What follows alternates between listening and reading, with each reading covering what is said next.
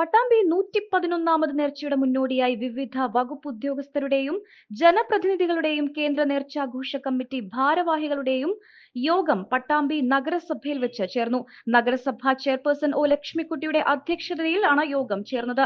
നഗരസഭാ vice chairman T P Shaji, നഗരസഭാ സ്ഥിരം സമിതി അധ്യക്ഷരായ P Vijayakumar, N Rajan master, P K Kavitha, Anandavalli, K T Rukkiya, കൗൺസിലർമാരായ K R Narayanaswamy, Pattambi tahsildar Kishore, C I Padmarajan, S I Manikandan, village officer K Anilkumar, joint RTO K A Raju, KSCB AE K T Suresh, fire and safety officer Munveer, health inspector Aji Anand, Pattambi taluk ആശുപത്രി superintendent ലാവണ്യ തുടങ്ങിയവർ സംസാരിച്ചു.